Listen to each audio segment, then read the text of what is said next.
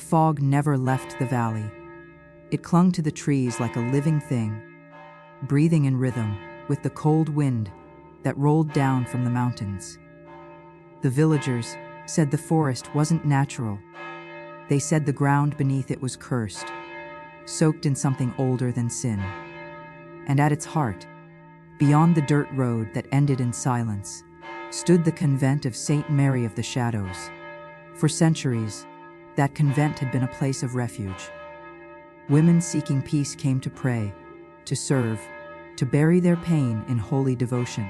But peace hadn't touched those halls in years. The bells had stopped ringing. The garden had turned to stone, and every night, a faint whisper could be heard beneath the chapel floor, as if the walls themselves were remembering something terrible. In the autumn of 1974, a new nun arrived at the convent. Her name was Sister Agnes. She was 21, frail, soft-spoken, with pale eyes that looked like glass when the candlelight touched them. The church had sent her from another parish after she claimed she'd seen a vision. A woman in white, her face veiled, standing at the foot of her bed, whispering a prayer that burned her ears. The carriage dropped her at the gate, just before dusk. The convent loomed ahead like a black tooth against the sky. The Mother Superior, Sister Helena, greeted her with cold eyes and a trembling hand. "We rise with prayer and sleep with silence," she said. "The walls here do not forgive noise." Agnes bowed and followed her inside. The corridors were narrow, lit only by candle sconces. Every footstep echoed too long, like the stone remembered the sound. The air smelled of wax and old wood. On the walls hung faded portraits of saints, their faces scratched, their eyes gouged out. The dormitory was simple: a bed, a small wooden cross, and a window that faced the forest. When Agnes unpacked her things, she noticed the window was nailed shut from the outside. She touched the frame and felt it. Cold, damp, almost pulsing. That night, during evening prayer, she felt something shift in the room. The sisters were kneeling, whispering Hail Marys, when the candle nearest to Agnes flickered. For a second, the flame bent toward her, as if drawn by breath. Then it went out. A few sisters gasped, but no one spoke. Sister Helena only tightened her rosary and continued the prayer louder than before. After prayers, Agnes returned to her cell. She knelt beside her bed, whispering, "Forgive me, Father, for I am afraid." The wind pressed against the nailed window, rattling it. Somewhere outside, a branch scraped against the wall like fingernails. When she finally lay down, she dreamed of the same woman she'd seen before, veiled, standing by her bed, hands folded. But this time, the woman spoke. Her voice was like dripping water. "The bride has been chosen," she whispered, "but the groom is not of God." Agnes woke with a scream that froze halfway in her throat. Her sheets were damp. Her crucifix had fallen from the wall and lay upside down on the floor. Morning came gray and lifeless. The sisters moved through their routines in silence. At breakfast, no one looked at Agnes. They sat in rows, eating cold bread and soup, heads bowed. But when she lifted her cup, she saw one of the older nuns staring. Sister Margaret, her skin wrinkled and thin as parchment. "You saw her, didn't you?" the old nun whispered. Agnes froze. "Ooh, the lady in white," Margaret said, her eyes wide and trembling. "She walks when the prayers are weak. She chooses one of us every few years. The church doesn't speak of it. But I was here the last time." Before Agnes could answer, Mother Superior struck her spoon against the table. "No idle talk," she said. "Our tongues are the devil's tools." The rest of the day was filled with work. Scrubbing floors, polishing silver, tending to the crumbling chapel. The air inside the chapel felt colder than outside. When Agnes touched the altar cloth, She noticed faint stains beneath the fabric. Dark, old stains that looked like dried blood. At dusk, the sisters gathered again for prayer. This time, the air was heavy. The candles burned low. When they began to chant, the walls seemed to hum with them, vibrating softly, almost like a heartbeat. Then, during the final verse, a soft sobbing began. It came from the back of the chapel, a low, wet sound, like someone crying into their hands. The sisters turned, one by one, but the pews were empty. The sound grew louder. Agnes felt something move behind her, a shadow sliding over her shoulder.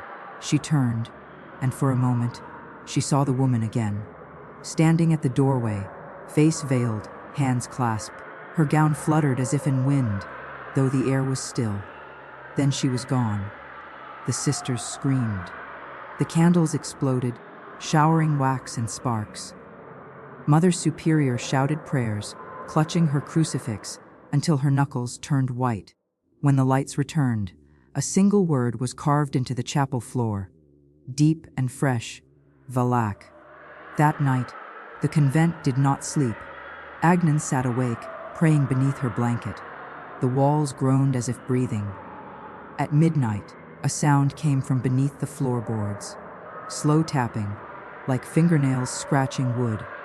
She knelt, pressed her ear to the floor, and whispered, "Who's there?" A voice answered, faint, childlike. "Sister, help me. It's so dark." Her breath caught. "Who are you?" The voice sighed, "I am waiting for you." The next morning, Agnes told Mother Superior what she'd heard, but the old woman's face remained still. "We do not speak of the voices. They are temptations, nothing more." "But it said my name," Agnes insisted. Mother Superior's eyes flicked to the chapel door. "Then pray harder, child. Or it will say it again, until it owns it."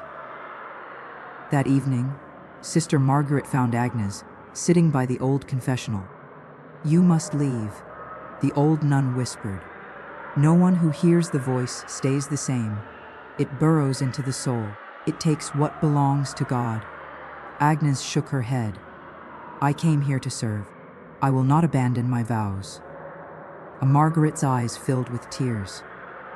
"Then it's already begun." For the next 3 days, the air inside the convent grew colder. The candles burned black smoke. Crucifixes twisted on their nails. At night, the sisters heard footsteps pacing the halls, heavy, deliberate, dragging chains. One morning, during Mass, Agnes began to cough. Blood splattered her hand. The sisters gasped, but she only smiled weakly. "It's nothing," she whispered. But that night, she woke to find bruises forming around her wrists, shaped like fingers. On the 5th night, she saw her reflection move. She was washing her face in a basin when her reflection smiled, though she hadn't. Its eyes turned black, its lips split open. She stumbled back, screaming. When the sisters arrived, the water was clear again. Mother Superior ordered her confined to her room for fasting and prayer.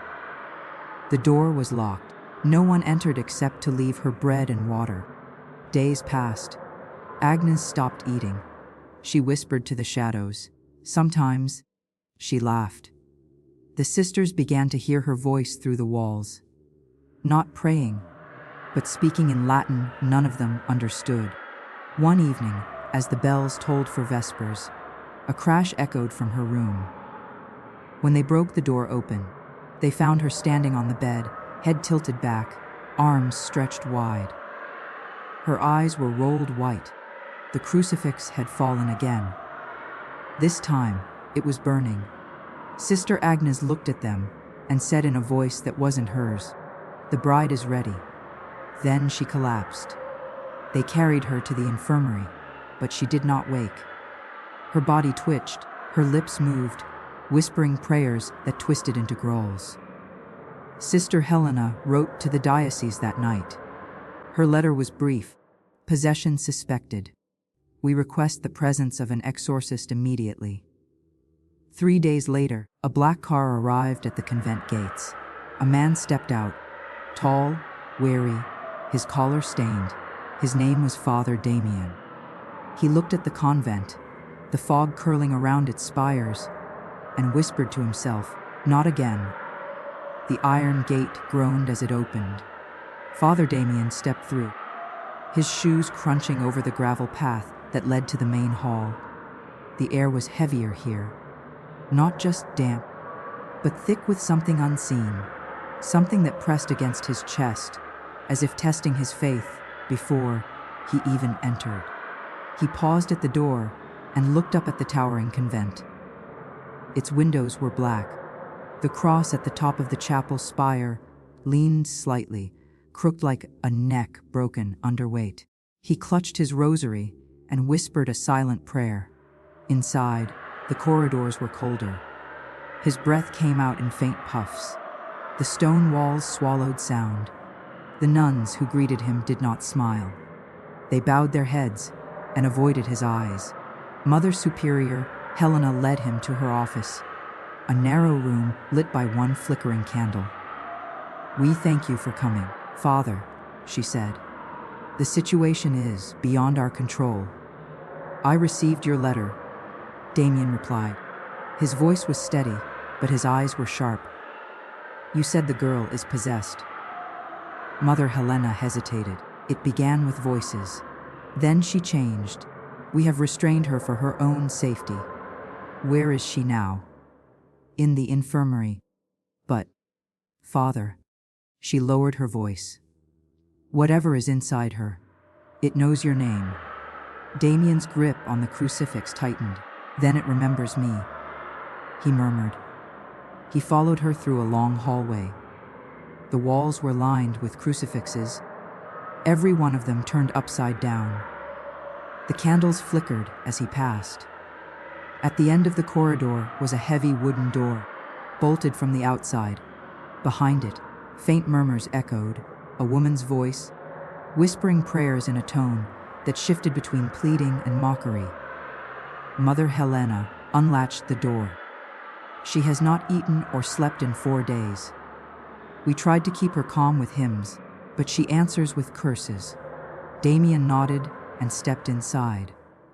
The room was dark except for one candle at the bedside. Sister Agnes lay bound by leather straps, her wrists and ankles bruised from struggling. Her eyes were closed, lips moving rapidly as if in prayer. Her skin looked almost translucent, veins showing beneath like blue ink. When Damien approached, her eyes snapped open. They were black, not from shadow, but from something within. "Father Damien," she said, smiling. The voice was not hers. It was deep, echoing, layered like several voices speaking at once. "How long it's been?" Damien's jaw tightened. "Tell me your name." The thing inside her laughed. "You already know it." He took out a vial of holy water and sprinkled a few drops onto her forehead. Her body jerked violently, and the straps creaked. "It burns," the voice hissed. "Just like last time." Mother Helena gasped. "Last time." Damien turned to her, eyes dark. "Leave us." When the door shut, the candle dimmed, as if the light itself was afraid. Damien began the rites quietly. "In the name of the Father, and of the Son, and of the Holy Spirit."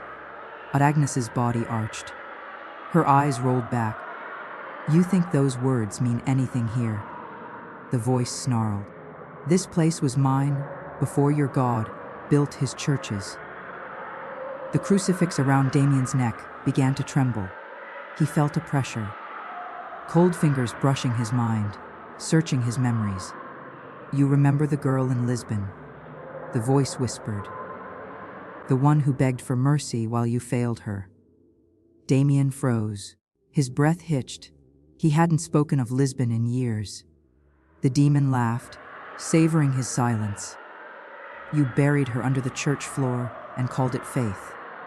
But we were there, Father. We watched you cry." Damien forced his voice steady. "Whatever you are, you feed on lies. Lies." The thing growled, its tone twisting. She begged you to stop, and when she died, you thought you heard angels. But it was me, Father. It was me. Damien splashed more holy water across her chest. Steam rose where it touched her skin. She screamed, thrashing violently, her voice rising into a pitch that cracked the candle glass. No, He shouted. The voice stopped. The air grew still. For a moment, she looked like a frightened girl again. Father, she whispered, her own voice returning. Please help me. It hurts. Damien stepped closer, lowering his guard. Agnes, can you hear me? Her lips trembled. It's inside me. It won't let me go. He reached for her hand, and she grinned, her fingers locked around his wrist with unnatural strength. Got you. She sat up so fast the straps snapped. Her body convulsed, and every candle in the room went out. Only her eyes glowed faintly in the dark. You can't save her, the demon said, voice echoing through the walls. The bride is already married. Damien wrestled free and thrust the crucifix against her forehead.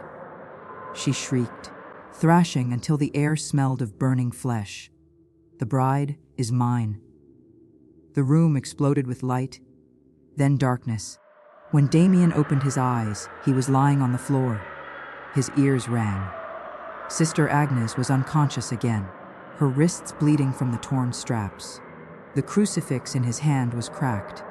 He looked at her, peaceful, almost holy, but he knew that peace was a lie. Later that night, he sat with Mother Helena in the chapel. The candles burned low, shadows crawling up the walls like black vines. She called it the bride, he said quietly, as she's spoken of marriage before. Mother Helena nodded slowly. In her sleep, she repeats the same prayer, the bride of the fallen one. We thought it was delirium. Damien rubbed his temples. The demon has a name. It calls itself Valak. The old woman froze. That name, I have seen it carved into the chapel floor, but I thought, it's not the first time. Damien interrupted. I've faced it before. Lisbon, 1968. It took the form of a child then. It feeds on faith, corrupts it, turns devotion into chains. He stood and looked at the altar. The crucifix above it was weeping, thick, dark tears dripping from the wooden Christ's eyes. The next morning, the air refused to move. Even the birds outside were silent. Damien gathered the sisters in the chapel and ordered them to pray without stopping. The exorcism would begin at sundown. As the day passed, strange things began to happen. Doors slammed on their own. Windows shattered without wind. One of the younger nuns screamed when she saw footprints appearing in the dust. Small, barefoot, walking toward her though no one was there. By evening, the convent was trembling. The sky turned the color of ash. They brought Sister Agnes into the chapel, bound again, her head covered with a white cloth. Her breathing was ragged. As they laid her on the altar, she began to hum. A soft, haunting tune, the melody of a hymn none of them had heard before. Damien began the exorcism with trembling hands. The Latin words filled the air, slow and deliberate. Exorcizo te, omnis immundus spiritus. And Agnes laughed beneath the cloth. You think you speak his language. I speak the one before yours. Her voice deepened, vibrating through the walls. The candles flickered, their flames bending away from her body. Valak, Damien shouted, in the name of Christ, I command you to depart. The girl screamed. The floor shook. The portraits on the walls burst into flame. The sisters cried out, clutching their rosaries. Mother Helena fell to her knees, weeping. Lord, have mercy. Damien pressed the crucifix to her chest. Smoke rose, and a sickening stench filled the air. You cannot have her! The demon laughed, long and loud. She offered herself, Father. She prayed for deliverance. And I answered. Agnes's body levitated, her back arching until her spine cracked audibly. The cross above the altar turned upside down, its wooden beam splintering as if rejecting its own shape. Damien continued, louder, faster, sweat pouring down his face. Dominus vobiscum! Deliver her from evil! Agnes screamed again, her voice warping into 1,000 tones at once. He cannot hear you here! This house belongs to me. A blast of cold wind erupted through the chapel. The candles went out, leaving only the faint red glow of the demon's eyes beneath the veil. Damien shouted over the roar. By the blood of Christ, by his resurrection, by the saints and angels of heaven. The veil ripped open. Her eyes burned white, her mouth stretched wide. He is not here, priest. Only I am. The sisters screamed as the walls bled. Dark streams running from the cracks, like the building itself was alive. Then, suddenly, silence. Agnes's body dropped onto the altar. The cross righted itself. The air stilled. Damien stood frozen, panting, clutching the crucifix until his knuckles turned pale. Slowly, he approached her. Her eyes were closed, her breathing soft. Is it done? Mother Helena whispered. He hesitated. No, he said finally. It's hiding. He turned to the nuns. Pray through the night. Do not stop. If your voices falter, it will return. That night, no one slept. From her cell, Sister Marguerite saw shadows moving through the hall. Shapes of nuns long dead, whispering prayers backward. She covered her ears, but the whispers came from inside her mind. In the chapel, Damien knelt before the altar. He prayed until his throat burned. But when he opened his eyes, he saw Agnes standing behind him. Her face was pale. Thank you, Father, she said softly. He stood slowly. Agnes. She stepped closer. You freed me. But her shadow on the wall didn't move with her. It stood still, smiling wider. Damien froze. Agnes tilted her head. Why do you tremble, Father? Her voice deepened slightly, almost imperceptibly. You should be rejoicing. After all, her eyes flashed black. The wedding begins at midnight. The bell tower struck midnight. The first chime rolled through the convent like thunder trapped inside stone. Every flame in the chapel trembled. Father Damien lifted his head from prayer and listened. The wind outside had stopped. Even the forest beyond the walls seemed to hold its breath. He rose slowly. The air smelled of wax and cold iron. In front of him, Sister Agnes stood where he had left her. Still, eyes closed, hands folded neatly over the white cloth of her gown. But beneath the silence, something moved. A low hum, faint at first, like distant chanting. It was coming from under the floor. He stepped closer. The sound grew clearer. Hundreds of voices murmuring Latin phrases in reverse. The same prayers the sisters had been repeating all day. The stone beneath his boots pulsed, warm, alive. Mother Helena, he called.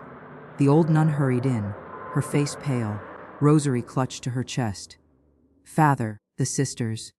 Something's wrong. They're fainting one by one. Their eyes roll back, as if they're dreaming with their eyes open. Damien felt the cold climb up his spine. Keep them together. Do not break the circle of prayer. He turned back to Agnes. Her eyelids fluttered. For a second he saw the girl again, frightened, fragile. Then her mouth curved into a smile that wasn't hers. Do you hear them, Father? The voice asked softly. They're singing for the wedding. Damien gritted his teeth. You will not mock the sacrament. Oh, but I honor it, she whispered.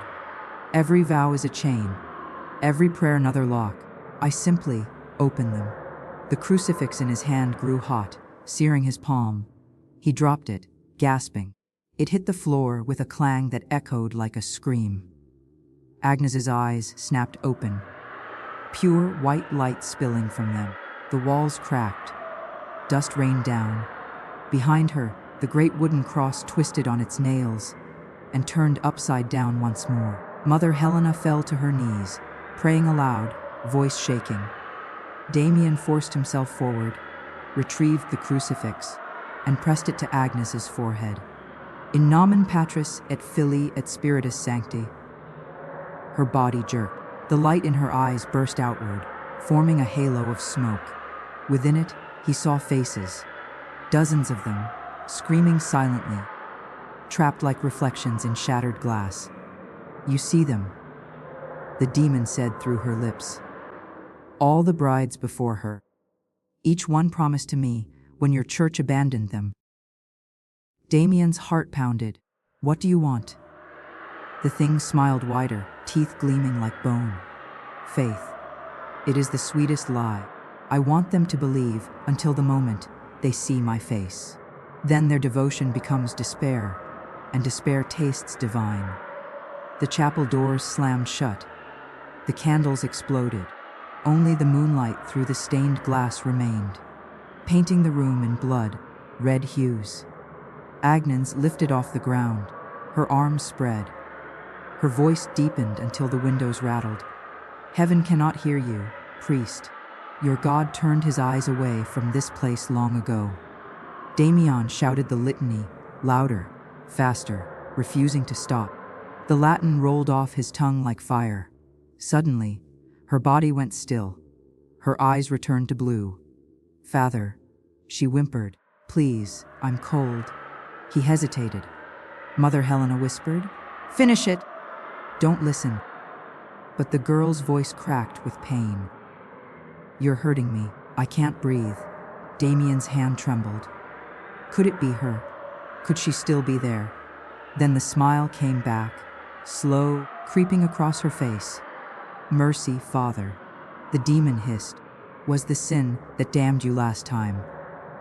The floor split open beneath the altar. Black wind poured out, howling like 1,000 voices. The sisters outside screamed. Damien raised his crucifix and shouted into the storm.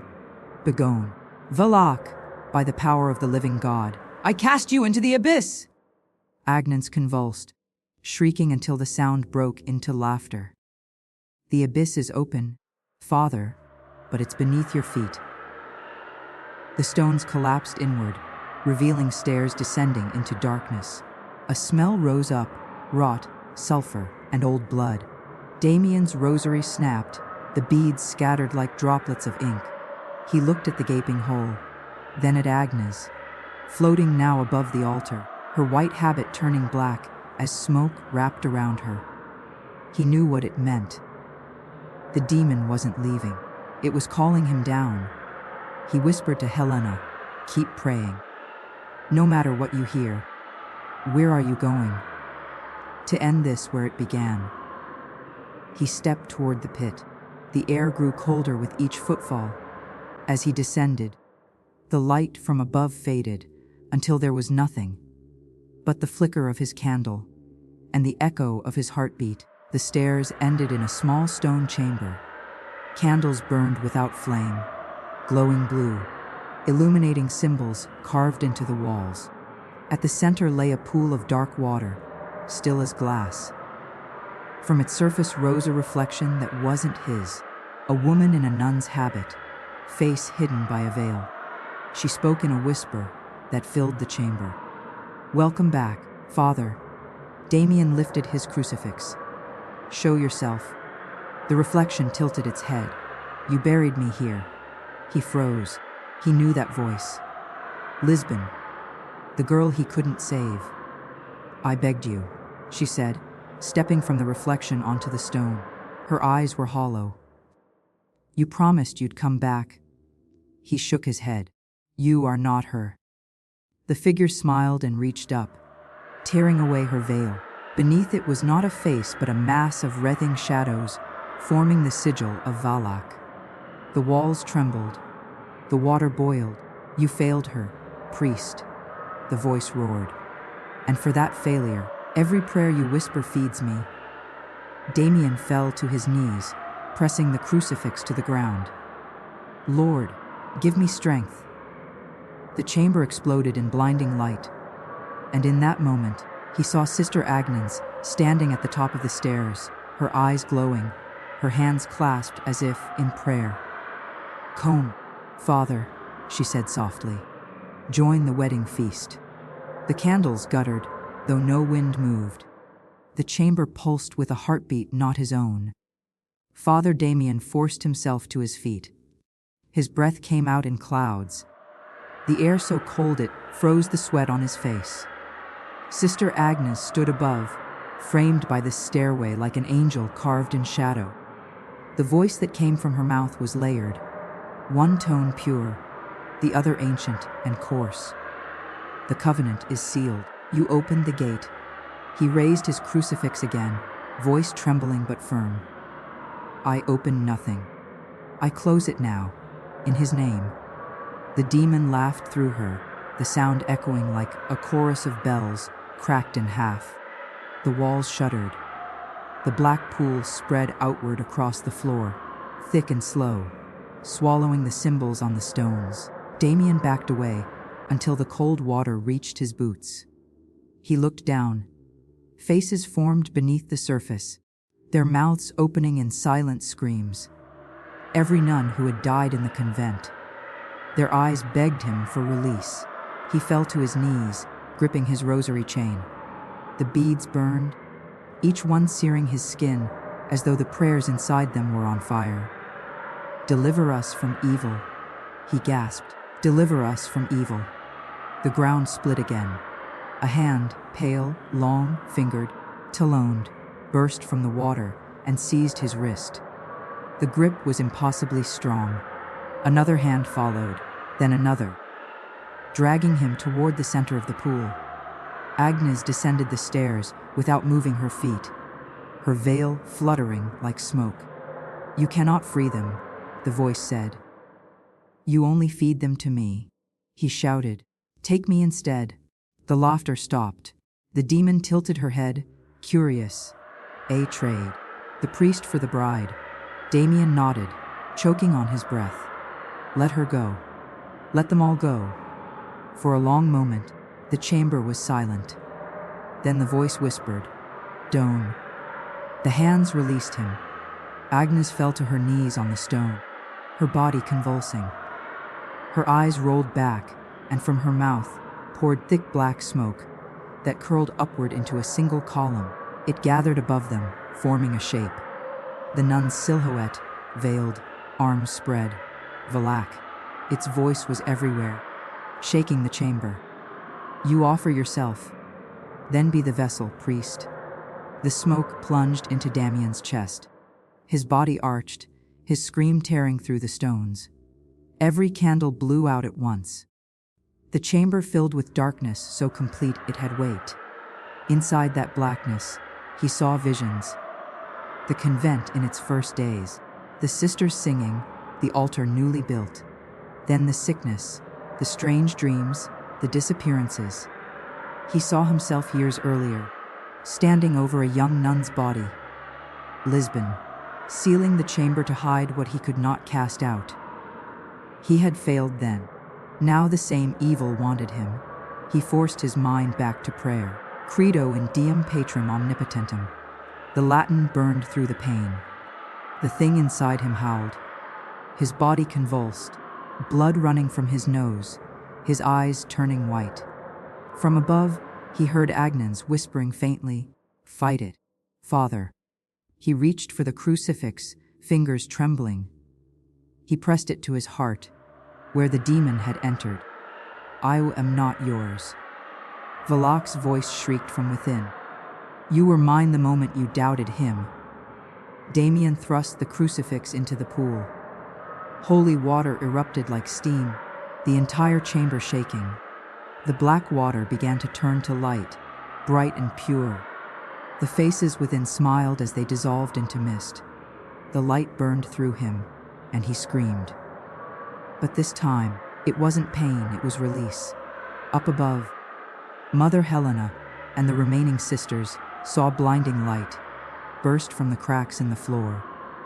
The walls of the chapel shook, the upside down cross burst into flames, and the bell in the tower rang on its own, over and over, until it shattered. When the light faded, the floor sealed, the pit was gone. Only silence remained. The sisters crept forward, smoke curled from the altar. On the stones lay Sister Agnes, breathing softly, alive. In her hands was Damien's rosary, every bead blackened, but intact. Mother Helena knelt beside her. Where is he? Agnes opened her eyes. Tears streamed down her face. He's still praying, she whispered. Down there. Helena looked at the altar. Beneath it, faintly, came the echo of a voice. Calm, steady, repeating the final line of the exorcism. It ni nos inducus in tentationem, sed libera nos a Milo. And lead us not into temptation, but deliver us from evil. Dawn crept over the convent like a ghost returning to its grave. Pale light seeped through the shattered stained glass, falling across the pews littered with wax and ash. The once bright chapel smelled of rain and iron. Mother Helena moved carefully through the ruins, whispering psalms under her breath. Each footstep echoed too loudly. The other sisters followed, their faces hollow, eyes wide from a night without sleep. Sister Agnes sat beside the altar, wrapped in a blanket, rosary clutched to her chest. She looked smaller now, fragile, like a candle burned down to its base.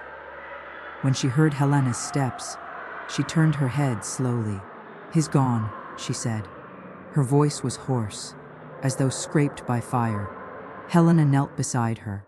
His sacrifice saved us. Agnes shook her head. No, it only bought us time. From beneath the altar came a faint crackle, like embers shifting in a hearth. Helena froze. The sisters stopped praying.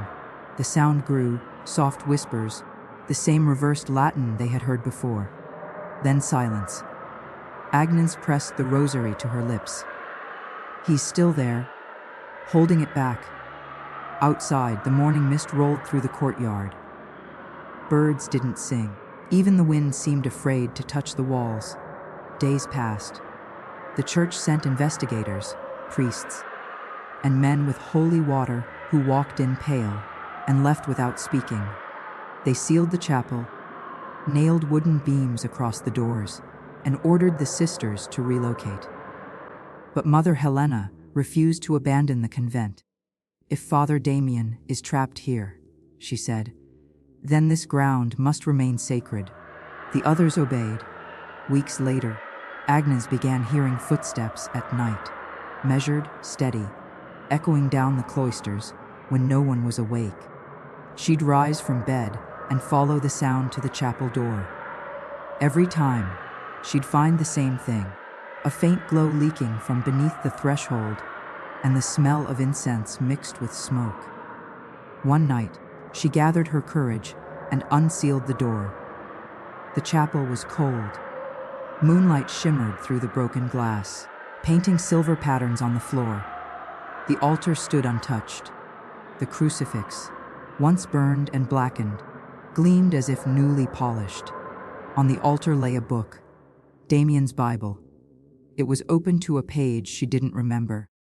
For we wrestle not against flesh and blood, but against principalities, against powers, against the rulers of the darkness of this world. A single drop of wax fell onto the page, though no candle burned. Then, behind her, the floorboards creaked. Agnes turned. At the far end of the aisles stood a figure in a priest's cassock, head bowed, hands clasped. The collar gleamed white in the moonlight. "Father," she whispered. He didn't answer. She stepped closer, her bare feet silent on the cold stone. "Father Damien, is it you?" The figure lifted its head slowly. The face that looked back at her was pale, eyes sunken and glassy. A thin black line traced from his mouth down his throat. His lips moved, but the voice that came out was not his. "The wedding is not over." Every candle in the chapel flared to life. The doors slammed shut. the air filled with the scent of lilies. Sweet cloying, the scent of funerals. Agnes stumbled backward, clutching the rosary. No. The priest smiled, a wide, cracked smile. His shadow stretched unnaturally long behind him, reaching across the pews like black water. He prayed for deliverance. The voice said. He became the gate instead. And Agnes screamed, and the sound echoed through the halls. The sisters ran from their rooms, but when they reached the chapel door, it was locked tight. Inside, the light pulsed red through the cracks. Then silence. When they finally broke through at dawn, the chapel was empty. Only Damien's Bible remained on the altar, and beside it, Agnes's rosary, its beads now pure white. Mother Helena wept. He saved her again. But that night, when she walked past the chapel, she heard faint singing from within. A woman's voice and a man's voice, in perfect harmony, chanting in Latin. The melody was beautiful, sorrowful. It didn't sound like torment. It sounded like vows. Years passed. The convent closed. The land was sold to the diocese and left untouched. Weeds claimed the courtyard, ivy climbed the bell tower, and the once holy grounds turned silent. Locals avoided it, claiming they heard bells ring on nights with no wind. One stormy evening, a traveler seeking shelter saw a light inside the ruined chapel. Curious, he peered through a crack in the boarded door. Inside, dozens of candles burned bright. A young nun knelt at the altar, her habit immaculate, head bowed in prayer. Beside her stood a priest with pale hands, his face hidden in shadow. When the traveler blinked, the light vanished. Only darkness and the sound of dripping water remained. He ran, swearing never to return. They say the convent still stands, quiet among the hills. Sometimes, if you listen from the road at midnight, you can hear the faint toll of a bell and a whisper carried on the wind, "Deliver us from evil." And if you're very unlucky, the whisper answers itself, "The wedding has begun."